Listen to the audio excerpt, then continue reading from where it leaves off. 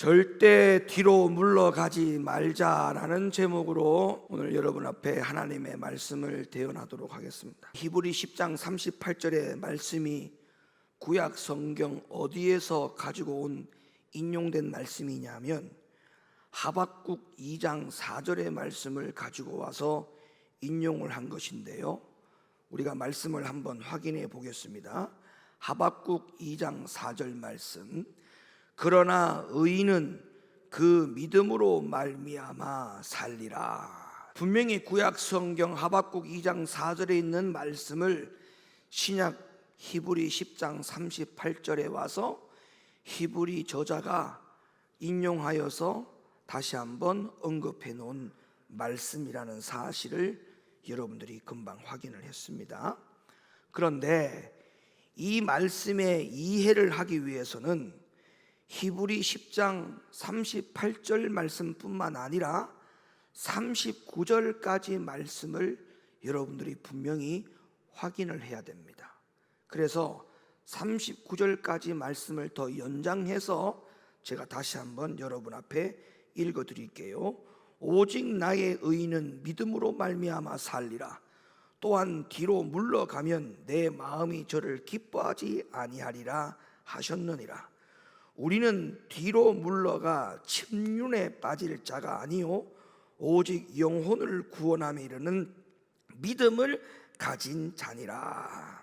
히브리 10장 38절에 39절의 말씀은 구약 성경 하박국 2장 4절의 말씀을 바르게 의미를 하는 데 있어서 굉장히 결정적으로 중요한 말씀인데요, 자, 지금부터 상세하게 설명을 드릴 테니까 여러분이 잘 한번 들어보시기 바랍니다. 자, 히브리 10장 38절을 다시 한번 봅니다. 오직 나의 의인은 믿음으로 말미암아 살리라. 또한 뒤로 물러가면 내 마음이 저를 기뻐하지 아니하리라 하셨느니라. 여러분, 이 구절의 의도는요 아주 명명백백합니다. 아주 확실합니다. 이 구절의 말씀은 전에 믿은 것으로 족하지 말고 끝까지 계속해서 믿어야 된다는 말씀을 분명히 우리에게 가르쳐주고 있는 말씀입니다. 여러분 보세요. 한 번 믿는 것으로 족하다면 이 구절이 기록될 이유가 없어요. 보세요. 오직 나의 의인은 믿음으로 말미암아 살리라. 그렇게 해놓고 난 다음에 그 다음에 뭐라고 기록되어 있느냐, 그 앞에 끝까지는 하박국 2장 4절의 말씀이죠. 근데 그 뒤에 말씀이 뭐라고 연장이 되어 있냐면, 또한 뒤로 물러가면 내 마음이 저를 기뻐하지 아니하리라 하셨느니라. 그러니까 한 번 족한 믿음으로 끝이 아니고 계속적으로 그 믿음을 지향해 가야 되고 지속되어 가야 되고 유지해 가야 되는 그런 필요성을 분명히 말씀해 주고 있는 것이죠. 그러니까 하박국 2장 4절의 말씀을 정확하게 의미를 이해하려면 히브리 10장 37절과 38절과 39절의 말씀을 이해하지 않고는 정확한 의미를 해석할 수 없다는 것이 맞는 말씀인 것입니다. 어떤 히브리 주석에는요 이런 말이 있더라고요. 히브리서 주석을 보니까 구원하는 것은 끝까지 인내하는 믿음이지 한 번 하고 마는 그런 결정이 아니다. 그리고 로이드 존슨이 쓴 로마서 강해의 책에 보면 이렇게 써져 있습니다. 믿음으로 말미암아 의롭다 함을 받는 교리를 이용하여 모든 것이 영 단번에 잘 되었다고 소리치기만 하는 것보다 영혼에 있어서 더 큰 위험은 없다. 너무나 당연한 말이에요. 여러분, 하나님은 사람을 보실 때 뭘 보신다고 생각합니까? 외모를 보신다고 생각하지는 않으시죠? 우리 하나님은 사람을 보실 때에 사람의 무엇을 보느냐 정확하게 말씀을 하셔야 되고 정확하게 기억을 하셔야 됩니다. 그 사람의 믿음을 보십니다. 하나님은 과거, 현재, 미래에 하나님이 보고 또 보고 또 보고 또 보는 것은 오직 믿음밖에 없어요.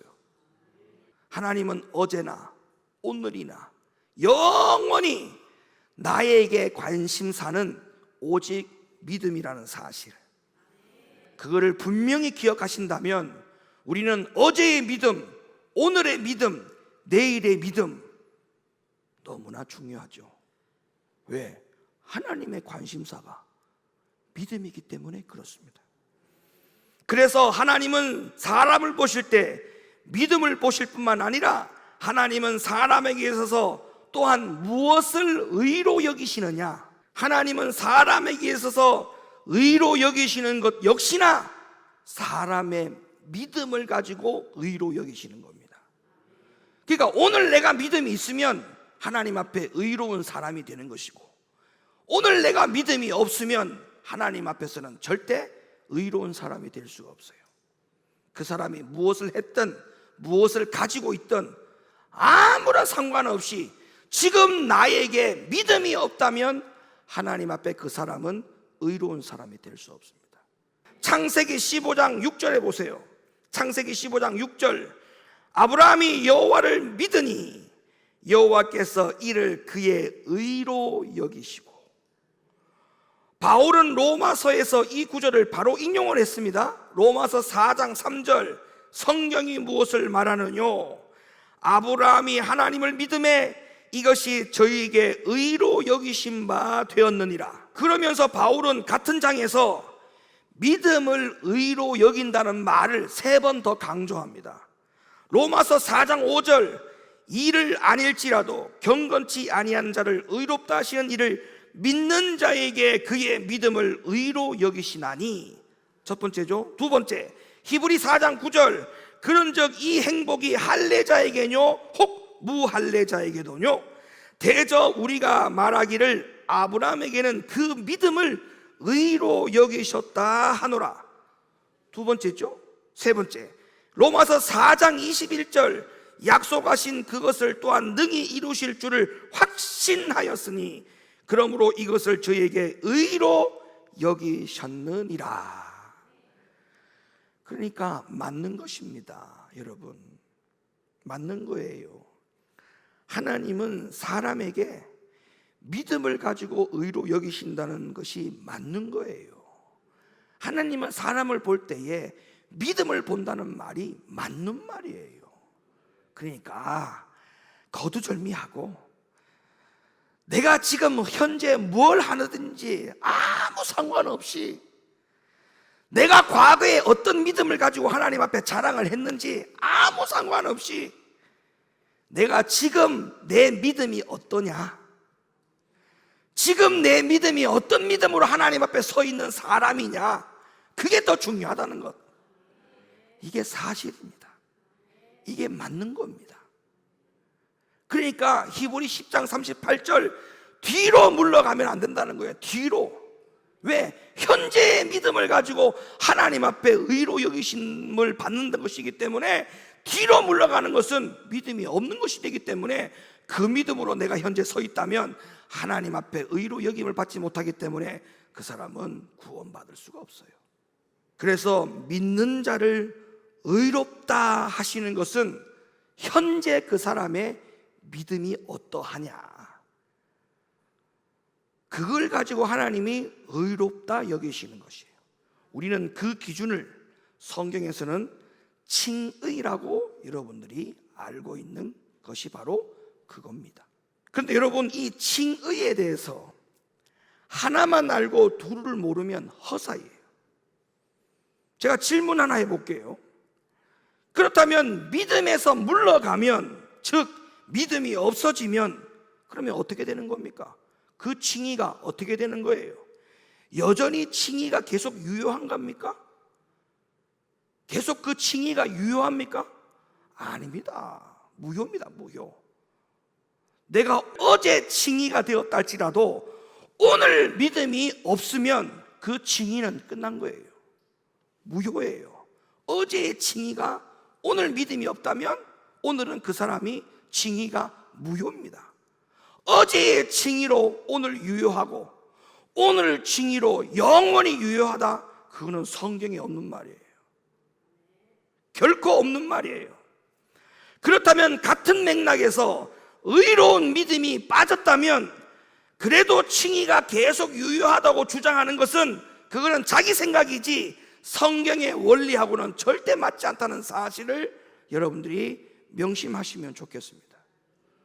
그 말씀을, 논리를 여러분에게 알려드리려고 오늘 이 말씀을 여러분에게 말씀드리는 거예요.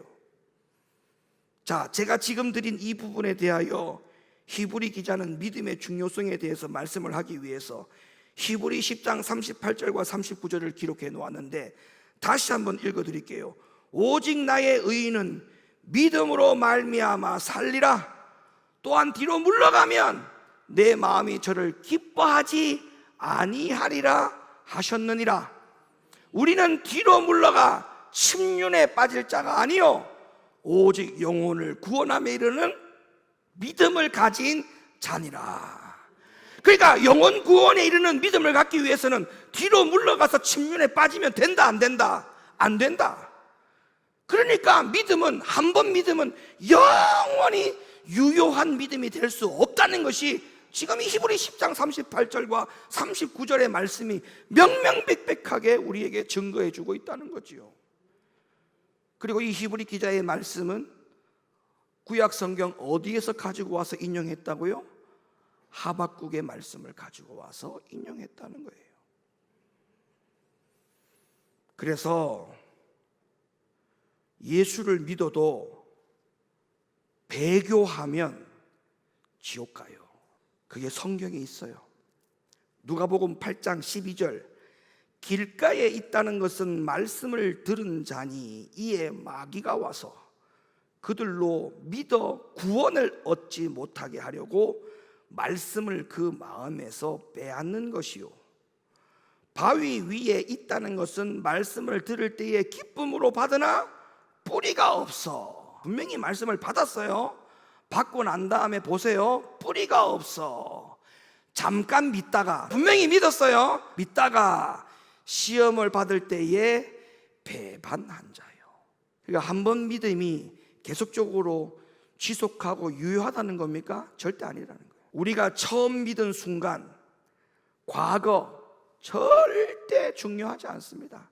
언제나 중요한 것은 오늘 현재의 내 믿음이 어떠한가입니다. 가장 중요한 것은 현재 내 믿음이 어떠한가. 그게 제일 중요합니다. 그게 과거의 믿음은 과거에만 유효했습니다. 현재까지 유효하지 않아요. 이 부분이 확실히 정리가 안 되면 배반해도 천국에 가고 불신자 중에도 더 오래 살았으면 믿었을 사람들까지 천국에 간다라고 생각하는 거예요. 큰일 납니다, 여러분. 절대 아닙니다. 죽을 때까지 계속 현재의 믿음이 중요해요. 현재의 믿음이.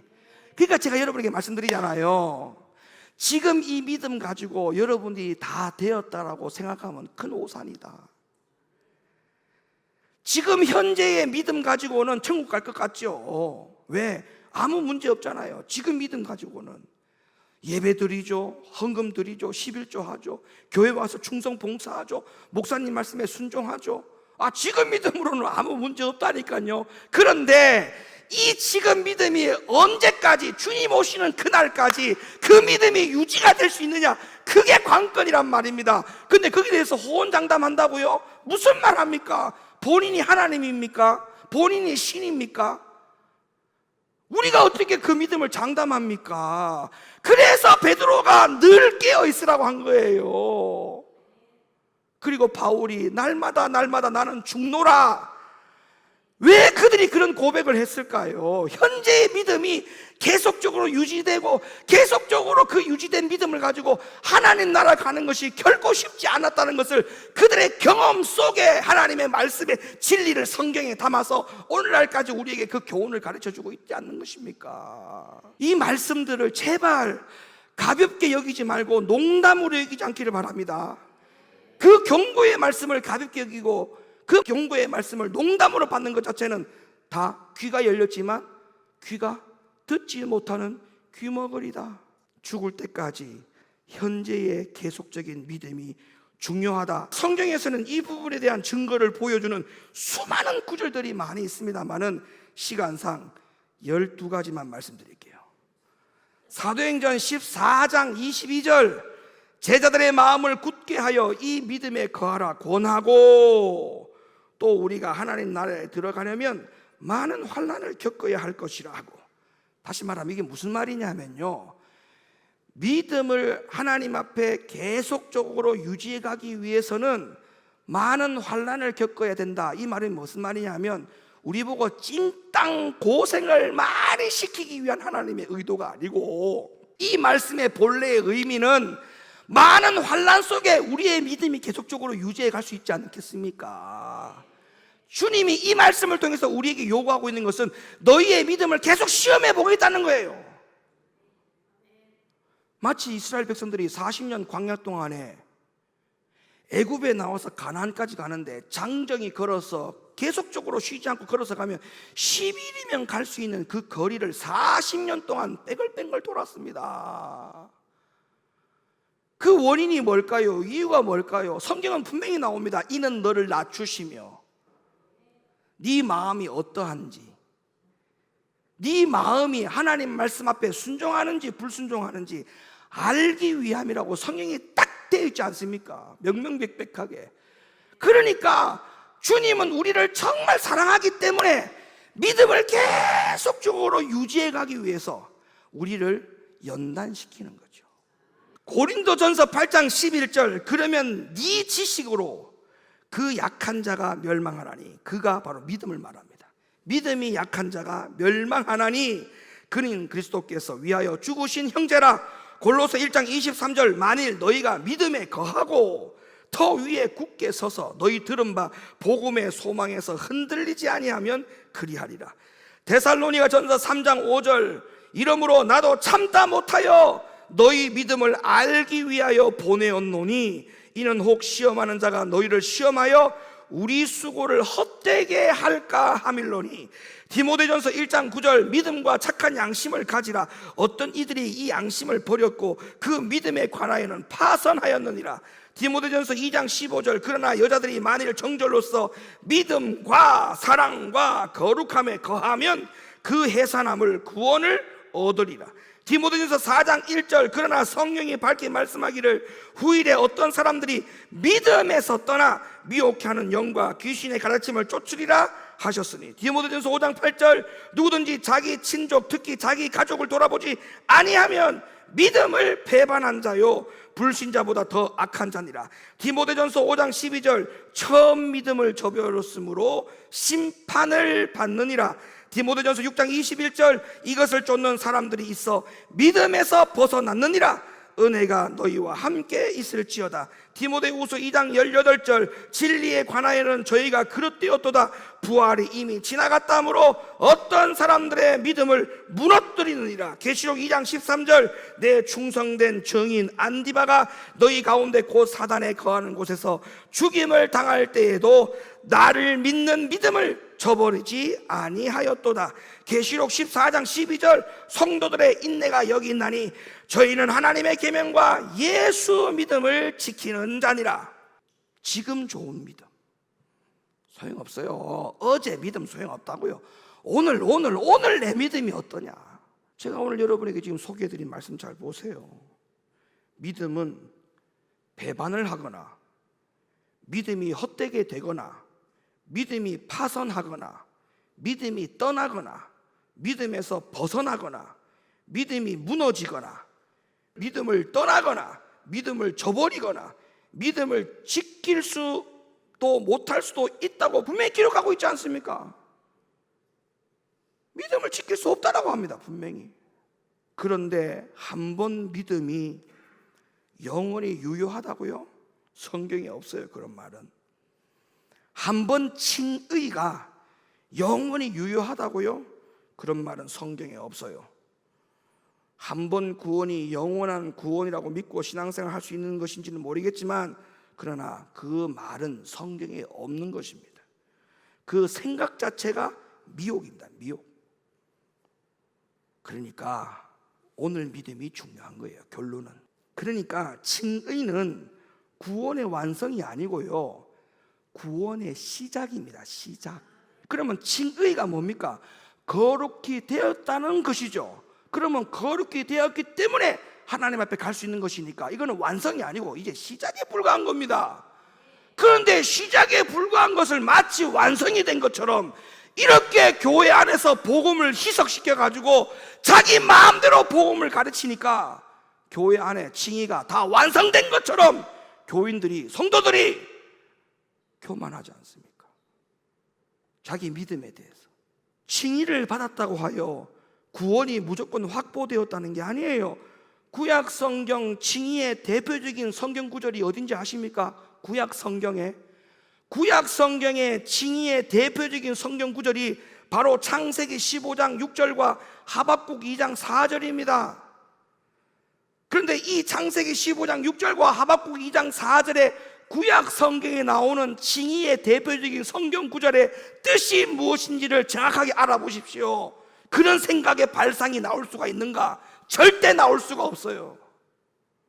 자, 아브라함이 언제 믿고 언제 의롭다 함을 받았느냐?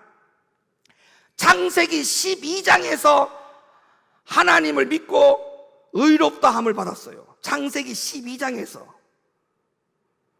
그렇다면 창세기 12장에서 아브라함의 믿음과 아브라함의 믿음이 의롭다가 되었는데 끝났죠? 끝났죠, 분명히. 믿고 의롭다 함이 되었으니까 끝난 거 아닙니까? 창세기 12장에서. 그런데 창세기 그 뒤에 3장 넘어가면 15장 6절에서 아브라함의 믿음과 의로움은 단지 믿음으로 의롭다함을 받는다는 진리만 보여주는 것이 아니고 계속적으로 믿음으로 살아야 함을 보여주고 있는 성경 구절이에요. 12장에서 믿고 의롭다함으로 끝났다면 15장에서 왜 또다시 믿음의 의로움을 강조했겠냐 이 말이에요. 끝났는데 그건 무슨 말이냐? 믿음으로 의롭다 되어진 것을 계속적으로 유지해 가야 되는 필요성에 대하여 말씀하기 위해서 창세기 15장 6절에 아브라함의 믿음을 다시 언급한 겁니다. 하박국 2장 4절도 마찬가지예요. 이 구절에 보면 의인은 처음 믿고 의롭다함을 받은 사람의 의인의 믿음이 아니에요. 이미 하나님을 믿고 경외하는 사람입니다. 그렇기 때문에 이 구절도 역시 단지 믿음으로 의롭다함을 받는다는 진리를 보여주는 구절이 아니라 계속적으로 믿음으로 살아야 함을 보여주고 있는 구절이라는 거예요. 그래서 히브리 저자가 구약 성경에 나오는 칭의에 대한 대표적인 성경 구절인 아브라함의 믿음과 하박국 선지자의 그 믿음을 가지고 와서 이거를 간파를 하고, 히브리 저자가 이거를 내용을 정확하게 간파를 하고 난 다음에 성경에서 앵무새처럼 믿음으로 의롭다함을 받는다, 그 이신칭의를 되풀이하지 않고 바로 이렇게 쓴 거예요. 히브리 10장 37, 38 잠시 잠깐 후면 오실 이가 오시리니 지체하지 아니하시리라. 오직 나의 의인은 믿음으로 말미암아 살리라. 그러면 이 말씀은 오직 의인은 나의 믿음으로 살리라, 이 말의 의미는 창세기 아브라함의 믿음, 하박국 선지자의 믿음을 가지고 인용을 한 거라 했죠. 그러면 이 믿음은, 의인은 칭의로서 끝난 사람의 믿음을 말하는 게 아니고 그 칭의의 의롭다함을 받고 거룩함을 받은 너희들은 그 믿음을 계속적으로 유지해 가야 될 필요성을 말씀하기 위해서 그 다음에 뭐라고 설명하고 있습니까? 그 다음 구절, 또한 뒤로 물러가면 안 된다는 거예요. 내 마음이 저를 기뻐하지 아니하리라 하셨느니라. 단지 믿음이 아니고 그 믿음으로 계속 살아야 합니다. 바꾸어서 말하면 항상 깨어 있어야 된다 이 말이에요. 자, 말씀을 다시 보세요. 잠시 잠깐 후면 오실 이가 오시리니 지체하지 아니하리라. 그래서 우리가 현재 계속 유지해야 될 믿음은 깨어 있어야 될 믿음이에요. 언제까지? 다시 오실 이가 오실 때까지. 그러면 우리가 다시 오실 주님이 오실 때까지 그 믿음 신앙생활을 계속 유지해 가기 위해서는 깨어 있어야 한다는 것인데, 항상 깨어있는 믿음을 유지하기 위해서는 어떻게 되느냐? 히브리 10장 23절 25절에 답을 딱 주고 있어요. 또 약속하신 이는 미쁘시니 우리가 믿는 도리. 자, 믿는 도리가 뭐죠? 우리가 하나님의 말씀을 듣고 믿고 있는 그 말씀을 얘기하는 거죠. 믿는 도리의 소망을 움직이지 말고 굳게 잡으라. 서로 돌아보아 사랑과 선행을 격려하며 모이기를 패하는 어떤 사람들의 습관과 같이 하지 말고 오직 권하여 그날이 가까움을 볼수록 더욱 그리하자. 그러니까 뭐예요? 모이기를 패하는 부류에 들어가면 깨어있는 믿음으로 믿음 생활 유지하기가 어려워진다. 근데요, 이 말씀이요, 실제의 교회 안에 일어나는 현상들을 보면 정말 맞는 말이에요. 우리의 믿음이 언제 오늘 믿음이 유지가 안 되느냐, 언제 우리의 믿음이 유지가 안 되느냐 하면 기도 안 할 때, 예배 소홀히 할 때, 하나님 말씀을 안 들을 때, 듣는 자리에 나오지 않을 때, 그럴 때의 믿음이 유지가 안 되거든요. 그러니까 왜 자꾸 기도의 자리 나와라, 예배의 자리에 나와라, 하나님 말씀 들을 수 있는 자리에 빠지지 말고 자꾸 나오라는 이유가 뭐냐 하면, 주님 오시는 그날까지 우리의 믿음을 계속적으로 유지해 가기 위해서는, 깨어있는 믿음을 위해서는 그것이 꼭 필요하기 때문에 그렇다는 거예요. 성경에 이렇게 나와 있어요. 믿음은 말씀을 들어야만 믿음이 나온다고 했어요. 성경 볼까요? 로마서 10장 17절. 그러므로 믿음은 들음에서 나며 들음은 그리스도의 말씀으로 말미암느니라. 그렇다면 열심히 모여서 예배하고 말씀을 듣는 자리에 나와야 되는 겁니다. 그래야 뭐가 생기는 거예요? 믿음이 생기는 거죠. 그럼 믿음이 계속적으로 유지해 가려면 말씀을 들어야 믿음이 유지가 될 거 아닙니까? 이렇게 되지 않으면 믿음이 서서히 약해지고 또 약해지다가 뒤로 물러가는 믿음이 될 수밖에 없다는 경고를 지금 주님은 성경을 통해서 해주고 있지 않습니까? 그러나 여러분, 마귀는 희생하지 않는 사람들을 크게 별로 신경 쓰지 않는다는 사실을 여러분 아십니까? 이 말을 다시 말하면, 원수 마귀는 헌신과 희생이 얼마나 강력한 것인지를 너무나 잘 알고 있기 때문에 그것을 우리는 처음부터, 마귀는 잘 알고 있는데 우리는 처음부터 아예 그걸 포기하고 삽니다. 이게 얼마나 비참한 현실입니까? 마귀는 희생과 헌신이 얼마나 강력한 무기인지를 알기 때문에 그들은 벌벌 떨고 있는데, 우리가 희생과 각오를 하지 않기를 바라고 있는데, 근데 우리는 처음부터 아예 그걸 다 포기합니다. 그러니까 모이기를 패하지 말라는 말이 그냥 하는 말이 아니에요. 그리고 모일 때에 이왕이면 많은 수로 모여야 돼요. 왜? 많은 수로 모여야 그만큼 더 힘이 있기 마련입니다. 그래서 많은 수가 한자리에 모여서 하나님을 찾을 때에 더 큰 기름 부음이 있게 되고 기도하기가 더 쉬워지는 이유가 바로 그런 이유 때문에 그런 거예요. 왜? 힘이 모아진다. 힘이. 이 큰 성전에 1명 2명 와가지고 기도하는 것보다 10명, 20명, 30명, 100명이 와서 기도하는 거하고는 기도하는 게 힘이 달라져요. 힘이. 여기에 200명, 300명 모여가지고 설교해 보세요. 힘이 자동으로 납니다. 사자나 늑대가 누구를 노리고 공격을 해서 잡아먹는지를 한번 생각해 보세요. 어린 새끼나 다치거나 병든 동물, 무리해서 이탈을 해서 혼자 있는 동물을 사자와 늑대는 항상 노립니다. 그리고 더 심각한 상황은 모이기를 힘쓰지 아니하고 무리 밖에 혼자 이탈해 있거나 다치거나 병든 동물이 스스로 나는 안전하다라고 믿고 있다는 것은 더욱더 안타까운 일이에요. 아무리 약한 동물일지라도요, 많은 수가 모여있는 무리에는 아무리 사자나 늑대라 할지라도 공격하기가 쉽지 않습니다. 그래서 모이기를 힘쓰라는 말은 마귀한테 이길 수 있기 때문에 그래요. 우리는 건강보다 믿음, 목숨보다 믿음, 어제 믿음보다 오늘 믿음, 1년 전의 믿음보다 오늘 믿음,